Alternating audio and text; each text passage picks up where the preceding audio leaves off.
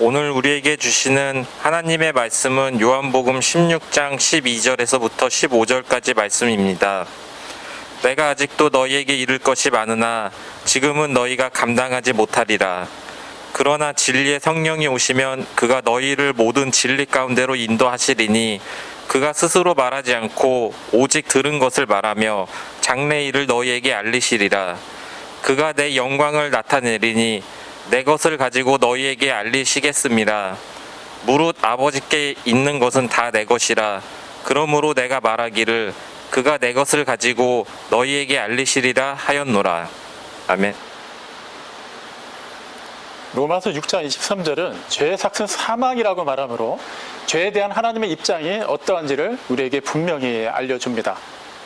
또한 히브리서 9장 27절은 모든 사람은 한 번은 죽게 마련이지만 그 뒤에는 반드시 심판이 있다고 말합니다. 그렇기 때문에 우리는 반드시 서게 될 그 심판대 앞에서 우리의 영원한 시간이 어떻게 결정될지를 이 땅에 있는 동안 분명하게 확인을 해둬야만 합니다. 만약에 우리가 죄 가운데 있다면, 즉 우리가 죄인으로 남아있다면 우리는 속절없이 영원한 멸망의 형벌에 빠지게 될 것입니다. 그러므로 그 죄의 삭신 사망을 감당하지 않기 위해서 우리는 반드시 의로운 사람으로 하나님께 인정을 받아야만 합니다. 그렇다면 우리의 상태는 어떤 상태입니까? 로마서 3장 23절은 분명히 얘기합니다. 모든 사람이 죄를 범하여 하나님의 영광에 이르지 못하였다고 말입니다. 즉 어느 누구도 예외 없이 자연인 상태의 우리는 하나님의 영광에 이르지 못하는 죄인입니다. 그러므로 이 땅에서 얼마나 오래 살든 어떻게 살든 상관없이 그 생을 마감하고 심판대 앞에 섰을 때 우리는 반드시 그 심판을 받아서 멸망의 형벌에 처하게 될 것입니다. 그러면 우리는 아무런 소망이 없는 이 상태로 그대로 살아야만 할까요? 그래서 우리에게는 복음이 주어졌습니다. 말 그대로 기쁜 소식이죠. 우리는 죄인이기 때문에 그 죄로 인해서 우리는 스스로를 구원할 수 없습니다. 이미 죄 가운데 빠져있는 우리끼리는 어떻게 힘을 모아도 완전한 하나님의 생명으로 옮겨질 수 없기 때문입니다. 하지만 우리가 하나님의 영광에 이르지 못하는 죄인이라고 말하는 그 로마서 3장 23절 이후에는 놀라운 반전이 기록되어 있습니다. 그리스도 예수 안에 있는 속량으로 말미암아 하나님의 은혜로 우리는 값없이 의롭다함을 받게 되었다고 말합니다. 갑자기 어떻게 이렇게 바뀔 수가 있게 되었을까요? 그냥 그때가 되면 자동적으로 우리는 죄인에서 의인으로 옮겨진다는 의미일까요? 결코 그렇지 않습니다. 그 다음에 말씀대로 주목해 볼 필요가 있는데요. 아무 죄가 없으신 하나님의 아들을 하나님께서는 사람의 몸으로 세상에 보내셨습니다. 왜 그러셔야만 했냐 하면 피 흘림이 없이는 죄 사함이 없기 때문에, 곧 죄에 대해서는 공의 하나님이 반드시 심판을 하셔야만 하는데 그 대가는 사망이기 때문에 반드시 누군가는 그 죄값을 치러야만 합니다. 우리는 각자 자신의 죄값을 치르고 죽으면 끝나는 것이지만 그 다음에 심판이 있고 형벌이 있기 때문에 문제가 되는 것이죠. 그렇다고 하나님께서 당신이 대신 죽어주실 수는 없습니다. 하나님은 영이시기 때문에 영원히 살아계시고 자존하는 분이시기 때문에 죽으실 수가 없습니다. 그래서 어떤 방법을 택하셨습니까? 죄가 없으시는 당신의 아들 성자 하나님을 사람의 몸으로 보내셔서 세상에서 그분이 아무 죄와 상관이 없으신 그분이 세상의 모든 죄를 다 담당하시고 십자가에 달려 죽으심으로 하나님의 의가, 죄에 대한 심판이 완전히 이루어지게 하셨습니다. 그리고 우리에게는 단 그 사실, 하나님께서 작정하신 구속사를 성취하신 예수님을 우리의 주님으로, 우리의 그리스도로, 곧 구세주로 영접하기만 하면 그 믿음으로 우리는 값없이 의롭다함을 얻게 되었습니다. 이것을 신학적인 용어로 칭의라고 합니다. 하지만 우리는 칭의, 바로 이렇게 의롭게 된 것만으로 모든 것이 끝나는 것은 아닙니다. 로마서 8장 29절부터 39절까지의 말씀을 보면 하나님께서는 이미 예전에 택하신 사람들, 정하신 사람들을 택해 놓으셨고 그 사람들이 때가 되면 당신의 아들과 같은 모습이 되도록 미리 정해 두셨습니다. 그리고 그 정하신 때에 그 정하신 사람들을 부르셨어요. 그리고 부르신 그 사람들을 의롭다고 하시고 의롭다고 칭한 그 사람들을 영화롭게 하셨습니다. 하나님께서 의도하신 그 최종 목적지까지 그렇게 정하신 사람들을 이끌어 가시는 것이죠. 자, 의롭게 된 뒤에 영화롭게 된다. 자, 이것은 그냥 순간적으로 이동하는 것을 의미하는 게 아닙니다. 예를 들어보죠. 우리가 굉장히 유명하고 이렇게 비싼 어느 공연의 티켓을 구할 수 있게 됐다고 가정해 보겠습니다. 우리가 돈을 지불하지 않았어요. 굉장히 비싼 티켓이고 함부로 구할 수 없는 건데 누군가가 아무 조건 없이 우리에게 선물로 주었다고 해보죠. 자, 그 티켓이 우리에게 주어졌다고 해서 그 즉시 그 자리가 공연장으로 바뀌나요? 그렇지 않습니다. 우리는 그 정해진 날짜에 그 정해진 공간으로 가야만 합니다. 그곳에 있어야만 우리는 완전히 그 티켓의 주인으로서의 그런 혜택을 누릴 수가 있게 되는 것이죠. 마찬가지로 우리가 의롭게 됐다고 해서 그것이 곧장 모든 것을 다 해결해 주는 것은 아닙니다. 우리는 의롭다고 칭함을 받았지만 여전히 그 직전까지 그 죄악되는 행실과 언행, 사고에서 완전히 벗어난 사람들이 아니에요. 우리가 예수님을 구세주로 영접했다고 해서 그 즉시 우리를 둘러싼 환경이 바뀌는 것은 아닙니다. 그 다음부터 우리는 그 영화로워지는 그 과정에 이르기까지 계속해서 거룩하신 하나님을 닮아가야 하는 그 과정을 겪게 되어 있습니다. 그것을 또한 신학 용어로 성화라고 합니다. 우리가 이미 다 아는 개념들이죠. 칭의는 단번에 이루어지는 일이지만 성화는 점진적으로 이루어지는 것입니다. 하지만 우리는 이러한 신학적인 용어에 대한 이해만을 가지고 있을 뿐 이거를 정확하게 우리의 삶에서 적용하고 그것을 말씀에 비춰서 우리의 삶으로 살아내지 못한다면 우리는 진리를 들었음에도 불구하고 진리로부터 자칫 멀어질 수 있는 그런 죄악 가운데 다시 노출되고 넘어질 수 있는 인생들임을 분명히 알아야만 합니다. 그렇게 해서 우리가 분명히 그 진리 가운데 서 있지 못함으로 인해서 어떠한 오류를 범하게 되는지는 어제 아침에 우리가 묵상하며 살펴본 빌립보서 3장을 통해서도 확인할 수 있습니다. 바울은 빌립보 교인들에게 빌립보서 3장을 통해서 교회 안에 은밀하게 들어온 두 부류의 이단들을 조심하라고 말하죠. 그 두 그룹은 각각 유대 율법주의자들과 반도덕주의자들입니다. 유대 율법주의자들이 주장하는 것은 아무리 믿음으로 구원받았다 할지라도 그 구원을 완벽하게 이루기 위해서는 할례와 같은 다른 율법적인 행위가 계속해서 보충되어야 한다고 주장했습니다. 그들의 말은 일견 그럴싸하게 들립니다. 아니, 우리가 죄인이고 스스로 구원할 수 없고 우리에게 주어진 것은 영원한 멸망뿐인데 어떻게 갑자기 그 어둠에서 빛 가운데로 사망에서 생명 가운데로 옮겨질 수가 있게 될까요? 하나님의 은혜라고 말해요. 믿기만 하면 된다고 얘기합니다. 그 일을 예수님께서 이루셨기 때문에 믿음으로 우리는 구원받는다고 얘기해요. 근데 이게 너무나도 벅차고 감격스럽다 보니까 이건 아닌 것 같아요. 그래도 나도 뭔가를 조금 보태야 되지 않을까요? 내가 잘한 게 아무것도 없는데 어떻게 하나님이 나를 뭘 보고 그렇게까지 사랑하시고 택하셔서 구원하실 수가 있을까요? 그래서 뭔가를 좀 더 보태려고 해요. 그 마음 자체는 우리가 나쁘다고 생각하지는 않습니다. 하지만 심각한 오류가 있죠. 그 안에는 하나님께서 요구하시는 믿음, 의가 결여됐다는 것입니다. 탈무드에 다음과 같은 얘기가 있어요. 어느 한 길을 따라서 어떤 사람이 마차를 타고 가고 있는데 마침 그 길에 앞서서 어떤 사람이 무거운 짐을 지고 걸어가고 있는 것을 보게 됩니다. 어차피 길은 하나예요. 방향이 같다는 얘기죠. 그래서 그 마차를 끌고 가는 사람은 그 사람을 태워주었습니다. 한참 이렇게 얘기하면서 가는데 옆을 보니까 그 원래 짐을 지고 가던 사람이 땀을 뻘뻘 흘리고 있더래요. 왜 그런가 하고 봤더니 여전히 그 무거운 짐을 지고 앉아있더랍니다. 그 마차를 운행하는 사람이 물었습니다. 왜 짐을 내려놓지 않습니까? 그러자 그 짐을 메고 있는 사람이 말하기를 나를 태워주신 것만 해도 고마운데 어떻게 짐까지 내가 내려놓을 수 있겠습니까? 우리는 이 얘기를 통해서 그 사람이 그래도 좀 순수하다라고는 얘기할 수 있지만 결코 지혜롭다라고 말하진 않습니다. 답답하죠. 좀 심하게 표현하면 멍청한 겁니다. 마차를 태워줄 때는 그 사람의 모든 것을 이미 맡아주었다라는 의미를 갖고 있는데도 그는 스스로가 그래도 어떻게 나도 뭔가를 보태야 되지 않을까라고 생각한 거예요. 실제 그는 마차를 얻어 탔지만 전적으로 그 혜택을 받아 누리지 못하는 사람으로 있었던 것이죠. 유대 율법주의는 바로 그러한 오류에 빠지게 합니다. 그것이 단 0.01%라 할지라도, 그것보다 더 작은 수치라 할지라도 나의 노력이, 나의 의가 들어가는 순간 그 의는 하나님으로부터 인정받지 못하는 의가 됩니다. 하나님께서는 완전하게 거룩하시고 어떠한 죄도 없으신 분이에요.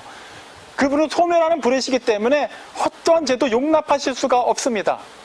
우리 입장에서는 99.99%만 돼도 순금이라고 인정하지만 하나님께는 무조건 100%만이 인정받을 수가 있어요.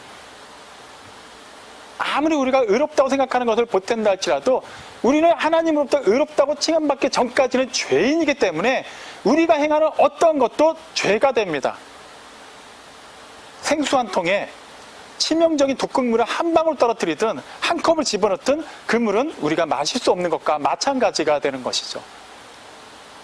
에베소서에서 분명히 사도 바울이 얘기합니다. 2장 8절 9절에 보면 우리는 그 은혜에 의하여 믿음으로 말미암아 구원을 받았다고 말이죠. 이는 우리에게서 난 것이 아니고 하나님의 선물입니다. 우리의 행위에서 난 것이 아니니까 우리는 결코 자랑할 수 없다고 말해요. 무슨 말입니까? 우리의 행위가 조금이라고 들어갔다고 여겨지는 순간 우리는 그 구원과 관련하는 것을 우리의 자랑으로 돌리게 된다는 것이죠. 우리가 한 것은 아무것도 없습니다. 전적인 하나님의 은혜로 이루어진 일이에요. 그렇기 때문에 우리는 우리를 자랑하는 것이 아니라 구원받은 우리로서는 오직 우리 주 예수 그리스도만을 자랑할 수 있어야 합니다. 우리의 의의가 조금이라도 들어가는 순간 그 모든 것에서 우리는 분리가 되게 되어 있어요. 조금 더 직설적으로 얘기하면 우리는 의롭다 칭함받은 자가 아닌 것이 되는 것입니다. 유대 율법주의자들, 2000년 전에 그러한 사람들이 있었지만 지금은 그 정도까지는 아니라고 말할 수 있어요. 하지만 얼마든지 다양한 모습으로 우리들 가운데서도 그러한 모습을 살펴볼 수 있습니다. 우리는 먼저 그러한 율법주의적 신앙관이 과연 우리에게 있는지를 살피기 이전에 신앙이 무엇인지에 대한 정의를 확인할 필요가 있습니다. 신앙, 사전적 정의를 그대로 얘기하면 절대적인 그 믿음의 대상을 믿고 그의 가르침을 지키고 그의 그 뜻하신 바를 따르는 것을 얘기해요. 그러한 사람을 바로 신앙인이라고 얘기합니다. 우리는 보통 신앙인이라고 얘기하면 우리처럼 교회 다니는 사람들이라고 생각하지만 실제 신앙인은 종교를 가진 모든 사람들, 그리고 어떤 추구하는 바가 있는 사람들을 다 신앙인이라고 말할 수 있습니다. 다른 종교인들뿐만 아니라 어떤 사람이 궁극적으로 추구하는 게 돈이라면 그는 돈을 추구하는 신앙인입니다. 오직 자신의 건강, 자신의 명예만을 추구하는 사람은 각각 또 그러한 것을 추구하는 신앙인이라고 말할 수 있어요. 우리도 신앙인입니다. 하지만 우리는 그러한 신앙인과는 분명히 차별화가 된 신앙인이에요. 어떻게 차별화가 됐나요? 우리가 절대적인 믿음의 대상으로 인정하는 분, 믿는 분은 바로 전능하시고 살아계신 삼위일체 하나님이시기 때문이에요. 그분은 태초부터 스스로 자존하시는 분이십니다. 전혀 실수가 없으신 분이에요. 다른 신앙인들이 추구하는 그 대상은 특징이 있습니다. 어떻게든 그 절대자를 향해서 추구하면서 찾아 나가는 거예요. 어떻게든 노력하면 지성이면 감천이라고 어느 수준까지는 이룰 수가 있습니다. 하지만 하나님은 그런 분이 아니에요. 그분은 완전히 거룩하시고 우리는 죄로 인해 완전히 타락했기 때문에 우리가 어떻게 노력한다고 해서 그분께 다다를 수가 없습니다. 일단은 그렇게 할 수도 없지만 가정을 해서 가능하다고 하더라도 그것은 문제가 됩니다. 왜 그럴까요? 우리는 죄인이기 때문에 의로우신 하나님, 소멸하는 분이신 그분 앞에서 우리는 모든 것이 다 없어지게 됩니다. 끝나는 것이 아니에요. 영원한 멸망의 형벌 가운데서 죽지도 못하고 그렇게 죄값을 치러야만 해요. 하나님께 나아가서 우리가 의롭다고 인정받아야 되는데 우리는 의롭지가 못해요. 그렇기 때문에 우리는 하나님을 만날 수도 없고 만난다 하더라도 그 결과는 사망입니다. 그런데 어떻게 그분이 우리의 신앙의 대상이 될 수 있을까요? 그런 분을 어떻게 우리가 믿을 수 있을까요? 어떻게 그 일이 가능하게 됐죠? 그분이 우리에게 직접 오셨기 때문이에요. 그분 모습 그대로 오시면 방금 전에 말씀드린 것처럼 우리는 사망입니다. 근데 그분이 낮아지셨어요. 사람의 몸으로 오셨어요. 그리고 우리의 모든 죄를 당신께 다 끌어안으시고 당신께서 그 모든 것을 감당하셨습니다. 그리고 우리를 하나님의 자녀로 삼으셨어요. 그렇게 의롭다고 하심으로 말미암아 로마서 5장 21절에서는 우리의 신분이 어떻게? 영원한 생명을 얻은 자라고 말합니다. 또 로마서 8장 15절은 뭐라고 얘기합니까? 하나님의 자녀가 되어서 우리는 하나님의 아빠, 아버지라고 부를 수 있게 되었다고 얘기해요. 그분은 두려운 심판주가 아닙니다. 우리는 아버지라 부를 수 있게 되었고, 그분의 그 영원한 생명 안에서 영원한 그 시간을 살 수 있게 되었습니다. 이것은 전적으로 우리의 어떠한 것도 포함되지 않고 100% 하나님의 의가 우리에게 전가되었을 때만 우리가 누릴 수 있는 특권이 되는 것이죠. 우리는 그래도 율법주의자는 아니지 않나요? 과연 그럴까요? 얼마든지 우리에게도 그런 모습을 찾아볼 수 있습니다. 우리가 신앙인으로서 하나님을 추구하고 하나님을 믿고 하나님의 가르침대로 살고자 한다면 우리가 지금 예배 드리는 것, 우리가 그 예배 안에서 드려지는 여러 가지 기도가 되었든 말씀 봉독이 되었든 구제가 되었든 헌금이 되었든 봉사가 되었든 전도가 되었든 그 외 성도의 교제가 되었든 무엇이든지 우리는 다 예수님께서 앞서가시면서 보여주신 것을 따르고 있는지를 살펴봐야만 합니다. 우리는 우리를 가리켜서 신앙인이자 또한 그리스도인이라고 얘기합니다. 왜 그럴까요? 그리스도를 우리의 절대적인 믿음의 대상으로 삼고 그리스도의 가르침을 지키고 그분의 삶을 따르기 때문이에요. 우리 주 예수 그리스도께서는 높은 곳에서 나에게로 올라오라라고 말씀하신 분이 아닙니다. 내려오셔서 앞서가시면서 우리를 인도하시고 나를 따르라고 말씀하셨어요. 그렇기 때문에 우리가 예배자로 드려지는 우리의 삶, 그 가운데서 이루어지는 모든 일환들이 정말 예수님께서 말씀하시고 예수님께서 삶으로 보여주신 것을 따르고 있는지를 살펴봐야만 합니다. 그렇지 않고 나의 의가 들어가거나 나의 생각, 나의 계획이 들어가고 있다면 우리는 또 다른 모양에서 율법주의자가 된 것입니다. 오늘 우리가 예배를 왜 드리고 있습니까? 직분을 맡은 자로서 체면이 있기 때문에 그래도 일주일에 한 번은 그래도 뭔가 예배를 드리지 않으면 안 좋은 일이 생길까봐 마지못해 드리는 것입니까? 어떻습니까? 우리가 드리는 헌금은 어떤 의도를 가지고 드리고 있습니까? 봉사는 어떻고 전도는 어떻습니까? 우리의 생각이 조금이라도 들어가 있다면 예수님을 따르는 것이 아니라 우리의 계획이 그것을 통해서 또 구원을 완성하고자 하는 마음 혹은 그 이상 복을 더 받기 위한 의도가 숨어 있다면 우리는 율법주의자입니다. 우리는 반드시 이것을 경계해야만 합니다.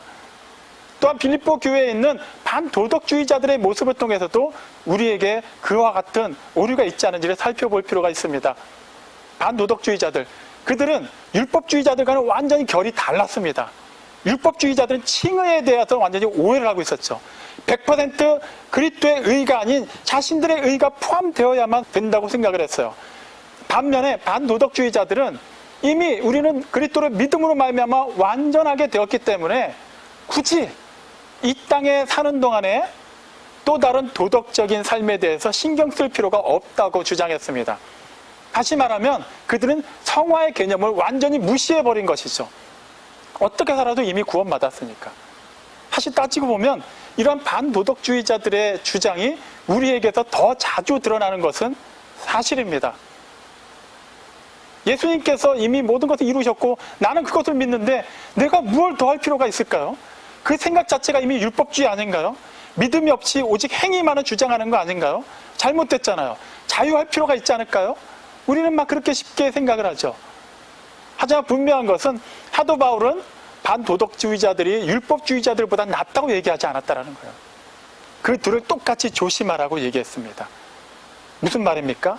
그 사상은 결코 진리에서 부합되지 않고 떨어져 나갔다는 것을 얘기하는 것이죠. 우리는 반드시 하나님께서 요구하시는 그 수준에 이르기까지 계속해서 자라가야 합니다. 이것은 우리의 의지만으로 되는 게 아니에요. 하나님께서 우리를 의롭다 하신 그 이후부터 우리로 하여금 그러한 삶을 살 수 있도록 이끌어 가십니다. 인도하시기 때문에 우리는 그분의 음성을 듣고 따라가는 거예요. 예수님께서 기존과 같이 2000년 전과 같이 사람의 몸으로 계시지 않지만 또 다른 보혜사를 보내주셔서 계속해서 그 보혜사의 감동으로 기록된 말씀을 통해서 또 그 묵상 가운데 기도 가운데 우리에게 계속해서 감동을 주시죠. 깨달음을 주십니다. 그리고 우리를 이끌어 가세요. 우리 순종하고 따라가기만 하면 됩니다. 이 과정은 반드시 이루어져야만 해요. 나는 구원 받았으니까 굳이 그렇게 하지 않아도 나는 천국 갈 줄로 믿습니다. 틀렸습니다. 우리가 정말 구원받았다면 우리에게는 반드시 구원받은 자다운 삶이 드러나게 되어 있습니다. 예를 들어보죠. 만약에 어느 임금이 아무 조건을 따지지 않고 한 거지를 왕자로 양자 삼았다고 가정해보죠. 그 직전까지 그 거지는 거지였습니다. 그런데 이제 왕궁으로 들어가고 그 순간부터 왕자가 되었어요. 어느 누구도 그를 더 이상 거지라고 부르지 않습니다. 왕자님으로 따뜻하게 대합니다. 그렇다고 해서 그가 왕자가 그동안 그 나이에 왕자로서 가지고 있어야 되는 그런 덕목이라든가 지식이라든가 그런 품격을 가지고 있다고 말할 수 있을까요? 그렇지 않아요. 그가 가지고 있는 것, 그에게 익숙한 건 여전히 거지의 모든 것입니다. 그는 왕자로 부름을 받았지만 그때부터는 본격적으로 왕자가 되기 위해서 배워야만 합니다. 연단을 받아야만 해요. 그 과정을 반드시 거쳐야만 진짜 왕자가 되는 것이죠. 우리도 마찬가지예요. 내가 믿음으로 구원받았으니까 그 순간 모든 것이 해결되었고 내가 모든 것으로부터 자유롭게 되었으니까 아무 걱정 없이 기존과 똑같이 살아도 되겠구나라고 생각한다면 정직하게 우리 스스로에게 물어봐야 됩니다. 나는 과연 구원받았는가? 나는 과연 의롭다 칭함을 받았는가? 나는 과연 하나님을 아버지라고 진실되게 우러나온 감격을 가지고 부르는 사람인가? 라고 말이죠. 출애굽기 내용, 이스라엘 백성들이 애굽에서 노예 생활을 하다가 똑같이 가나안 땅을 약속으로 받고 애굽을 탈출했습니다. 그렇게 순조롭게 진행되는 것 같다가 어떤 일이 터지죠? 가데스 바네아에서 가나안 땅을 정탐하고 온 정탐꾼들의 이야기를 듣고 모든 사람들이 소요를 일으켰어요. 다시 애굽으로 돌아가려고 했습니다. 하나님의 진노로 샀고 그들은 그때를 기준으로 해서 38년은 더 광야를 돌아야만 했어요. 거기서 끝나지 않았습니다. 당시 그렇게 불만을 제기했던 사람들, 그 모든 사람들은 20세 이상으로는 여호수아 갈렙을 제외하고는 아무도 가나안 땅에 들어가지 못했습니다. 그 일이 있기 전까지 그들은 누구도 예외 없이 가나안 땅을 약속받은 사람들이었어요. 하지만 결과적으로는 여호수아 갈렙을 제외하고 20살 이상은 아무도 들어가지 못했어요. 모세도 들어가지 못했어요. 왜 그랬을까요? 약속의 땅을 분명히 받았지만 그 땅의 거주민으로서의 자격을 갖추지 못했기 때문입니다. 이걸 우리는 분명하게 확인할 필요가 있어요. 마태복음 22장에서 예수님이 그 어느 임금의 혼인잔치 비유를 말씀하신 것 우리 잘 알고 있습니다.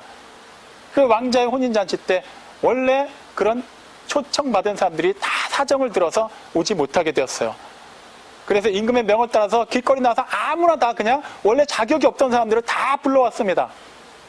그런데 한 사람만이 그 부름받은 자리에서 예복을 입지 않았다는 이유로 쫓겨나게 되죠. 그 비유를 마치시면서 예수님이 뭐라고 얘기하셨습니까? 마태복음 22장 10절에 보면 청함을 받은 자는 많으나 택함을 받은 자는 적다고 말씀하셨어요. 청함을 받았다고 해서 그 받은 인원이 100% 그대로 택함을 받고 영화롭게 되는 것이 아니라는 것을 우리는 알아야만 합니다. 그렇다면 나는 어떻게 되는 것이지? 불안해하게 하기 위해서 이 말씀을 드리는 게 아니에요. 우리는 택함을 받았기 때문에 택함을 받은 자답게 살기만 하면 된다고 지금 말하고 있는 거예요. 마태복음 6장 22절에 주님이 말씀하셨죠. 너희의 보물이 있는 곳에 너희의 마음이 있다. 우리의 보물은 어디에 있습니까? 그 보물이 있는 곳 때문에 우리의 마음은, 우리의 시선은 어디를 향하고 있습니까? 어떤 사람이 결혼기념일에 혹은 아내의 생일날 명품백을 사준다고 가정해보죠. 겉으로 봤을 때는 굉장히 평화로운 가정의 가장이고 부부관계도 굉장히 원만하게 보인다고 해보겠습니다. 근데 알고 보니까 그 사람은 딴 살림을 차리고 있어요. 대부분의 사람들은 그 사실을 모르기 때문에 그 사람이 현재 그 법적인 아내를 사랑한다고 생각하지만 실제 그 사람은 누구를 사랑하고 있는 겁니까? 아내입니까? 아니에요. 딴 살림을 차린 그 여자에게 마음이 가 있는 거예요. 법적으로 이렇게 부부관계를 할지라도 이미 그 관계는 깨져 있는 것입니다. 우리와 하나님의 관계도 마찬가지예요. 반도덕주의자들이 이러한 생각을 우리에게 야기하게 합니다. 이미 구원받았는데 내가 더 이상 뭘 할 필요가 있을까? 그냥 예전과 동일한 삶. 너희가 전에는 어둠이더니 이제는 주 안에서 빛이라. 빛의 자녀들처럼 행하라고 분명히 성경은 말하고 있지만 우리는 그것을 싹 지워버립니다. 빛의 자녀가 된 거에만 주목할 따름이죠. 하나님이 구원하셨는데 하나님이 알아서 하시겠지. 내가 잘못되면 하나님 손해인데. 세상에서 하나님이 망신당할 텐데 어떻게든 되겠지. 어느 부모가 자녀를 지옥에 보낼까? 맞아요. 자녀를 지옥에 보내려는 부모는 없어요. 하지만 그 전제가 분명하죠. 그 부모의 자녀일 때만 해당되는 얘기예요. 정말 우리가 하나님의 자녀가 맞다면 우리는 하나님의 자녀다운 삶으로 그것을 증명할 수 있어야만 합니다. 이러한 율법주의적이고 반도덕주의적인 성향이 우리에게서 나타나는 이유는 여러 가지가 있겠지만 정말 우리가 예수님을 믿음으로 말미암아 그 즉시 우리의 삶이 그 신분이 변하듯이 뭔가 드라마틱하게 변하지 않기 때문에 마음에 조급증이 생기거나 지레 그것에 대해서 인간적인 생각을 하고 포기하기 때문에 일어나는 일입니다. 이런 경우죠. 나의 신분이 완전히 극적으로 바뀌게 되었는데 환경은 변하지 않았어요. 나를 둘러봐도 전혀 변한 게 없어요. 그러니까 뭔가 좀 답답한 거예요. 이상하다. 성경 인물들 보면 막 하나님을 만나고 하나님의 음성을 들으면 뭔가 막 능력을 받고 막 변하는 것 같은데 나는 그렇지 않으니까 뭔가를 조금 더 더해서 그 수준에 이르려고 하게 돼요.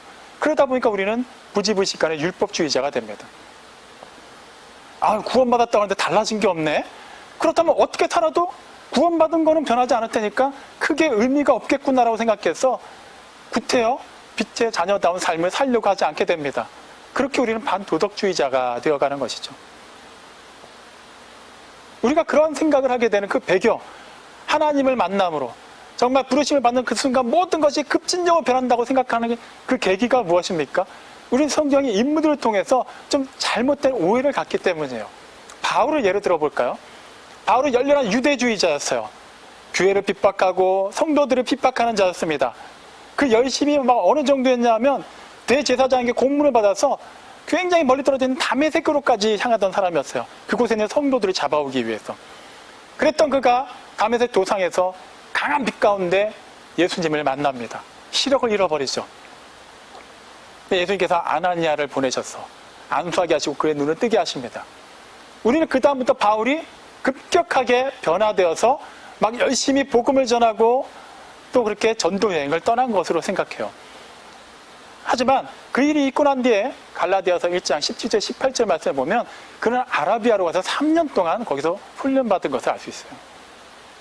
3년이 지나고 곧장 사역을 했느냐? 그렇지도 않습니다. 사도행전 9장 29절 30절을 보면 그가 예루살렘에 와서 베드로와 예수님의 그런 육적인 동생인 야고보를 만나긴 했지만 다른 사도들을 만나지 못했어요. 무슨 말이냐면 사도들로부터 공인받지를 못했습니다. 그는 여전히 사람들 사이에서는 그리스도를 핍박하고 교인들을 핍박하는 자로 아직 각인되어 있는 사람이었어요. 그 상태에서는 온전하게 복음 사역을 할 수가 없었습니다. 그래서 그 내용을 보면 그 이후에 그가 고향인 다소로 가요. 거기서 무려 10여 년 동안을 머물러 있었습니다. 나중에 바나바의 초청으로 안디옥에서 바나바와 함께 공동 목회를 하기 전까지 그는 최소 13년 이상을 훈련을 받아야만 했어요. 하나님께서 그를 부르셨는데 그를 그 즉시 사도로서 우리가 흔히 아는 사도 바울과 전도자로서 사용하시지 않았다라는 거예요. 베드로와 같은 제자들은 그냥 부르시는 그 즉시 제자로 삼으셨는데 바울은 왜 그렇게 하셨을까요? 우리는 몰라요. 하나님께서 정하신 때가 있고 방법이 있기 때문입니다. 우리가 분명히 아는 것은 하나님께서 정하시고 그 정하신 자들을 부르시고 그 부르신 자들을 의롭다 하시고 의롭다 하신 자들을 영화롭게 하기까지 그 모든 과정, 그 방법, 그때는 하나님의 계획 안에서 다 이루어지고 있다라는 거예요. 이것을 오늘 읽은 요한복음 16장 12절에 예수님의 말씀을 통해서도 확인할 수 있어요.